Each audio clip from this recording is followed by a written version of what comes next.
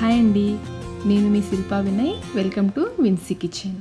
ఈరోజైతే మనం ఒక టేస్టీ స్వీట్ రెసిపీని చూద్దాము. ఈ స్వీట్ని నేనైతే ఫ్రెండ్కి సెండ్ ఆఫ్ పార్టీ ఇస్తున్నామండి, దానికోసం నేను చేసుకొని తీసుకెళ్ళాను. మా ఫ్రెండ్స్ గ్రూప్లో నుంచి ఒక ఫ్రెండ్ హోమ్ టౌన్ పర్మనెంట్గా వెళ్ళిపోతున్నారు, బరోడా వాళ్ళది. అందుకని చిన్న పోట్లాక్ లాగా అందరం ఫ్రెండ్స్ అందరం కలిసి తలా ఒక ఐటెం చేసుకొని తీసుకెళ్ళాము.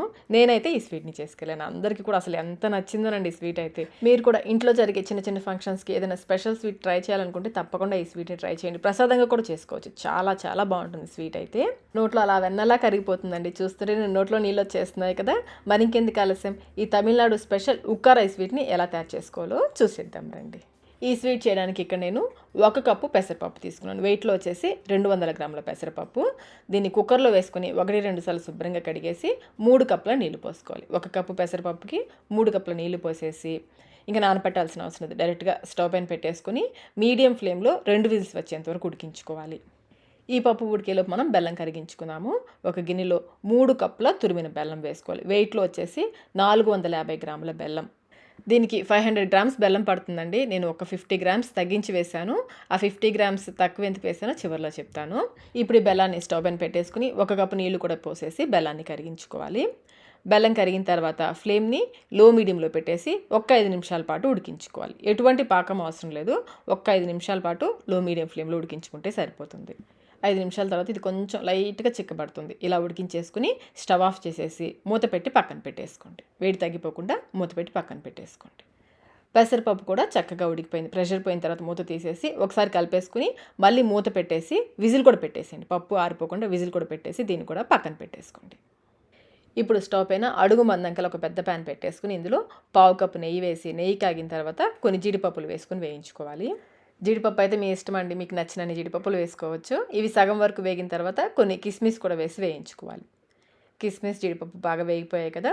ఇప్పుడు నెయ్యి రాకుండా నిదానంగా మరొక గిన్నెలోకి తీసేసుకోండి. నెయ్యి రాకుండా తీసుకోండి. ఇలా తీసి పక్కన పెట్టేసుకోండి. ఇప్పుడు ఈ నెయ్యిలో 1/2 కప్పు బొంబాయి రవ్వ, వెయిట్లో వచ్చేసి 100 గ్రాములు, సూజీ అంటారు కదా బొంబాయి రవ్వ, ఉప్మా రవ్వ, అది 100 గ్రాములు 1/2 కప్పు వేసేసుకొని లో ఫ్లేమ్లో కలుపుకుంటూ కొంచెం ఎర్రగా అయ్యేంతవరకు వేయించుకోవాలి. ఈ రవ్వ వేయించుకునేటప్పుడు మరొక పక్కన స్టవ్ పైన 1 కప్పు నీళ్లు పోసేసి నీళ్ళని మరిగించుకోవాలి. వేడి నీళ్ళు ఇందులో పోసుకోవాలి. రవ్వ చూడండి బాగా వేగింది కదా. ఇలా వేగిన తర్వాత 1 కప్పు వేడి నీళ్లు పోసుకోవాలి. ఒకేసారి ఫాస్ట్గా పోయొద్దు, నిదానంగా కొంచెం కొంచెం పోసుకోవాలి. ఫ్లేమ్ అయితే లోలోనే ఉండాలి. నిదానంగా కొంచెం కొంచెం పోసుకోండి. ఫాస్ట్గా పోసేసారంటే పైకి పొంగిపోతుంది. అన్నీ పోసేసిన తర్వాత కలుపుకుంటూ ఇది దగ్గరగా అయ్యేంతవరకు ఉడికించుకోవాలి. చూడండి దగ్గర పడిపోయింది కదా. ఇలా ఉడికించేసుకొని ఇప్పుడు వెంటనే ఇందులో మనం ఉడికించుకున్న పెసరపప్పు ఉంది కదా, అది వేసేసుకోవాలి. అలాగే 1/2 కప్పు నెయ్యి కూడా వేసుకోవాలి. ఇంకా 10 వరకు యాలకుల్ని మెత్తగా దంచేసి వేసుకోండి. ఇప్పుడు రవ్వ పెసరపప్పు 2 కూడా బాగా కలిసేలా నిదానంగా కలుపుకోండి. ఇలా బాగా కలిపేసుకుని బెల్లం నీళ్ళని ఫిల్టర్ చేసుకొని పోసుకోవాలి.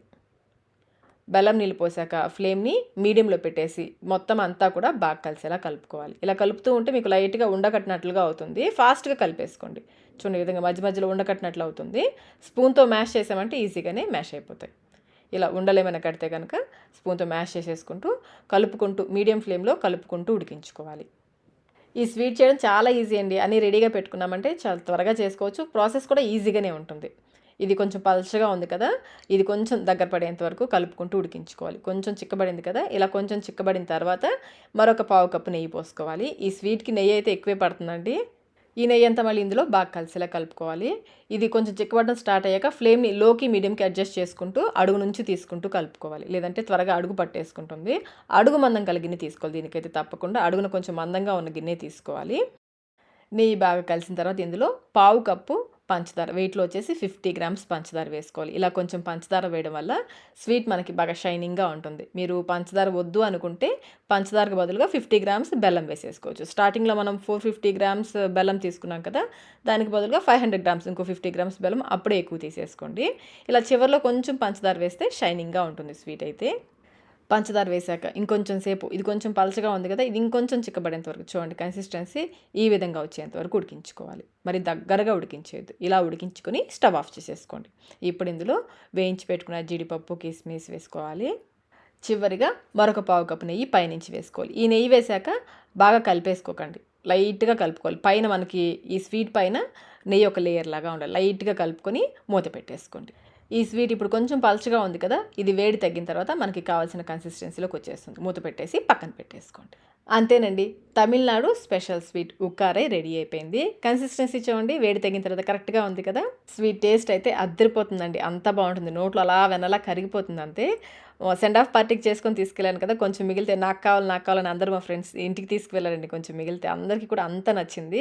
మరి మీరు కూడా ఇంట్లో జరిగే చిన్న చిన్న ఫంక్షన్స్కి ఏదైనా స్పెషల్ స్వీట్ ట్రై చేయాలనుకుంటే ఈ స్వీట్ని తప్పకుండా ట్రై చేయండి. ప్రసాదంగా కూడా చేసుకోవచ్చు, చాలా చాలా బాగుంటుంది.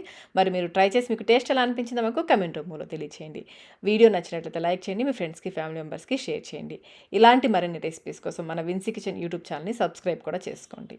Thank you.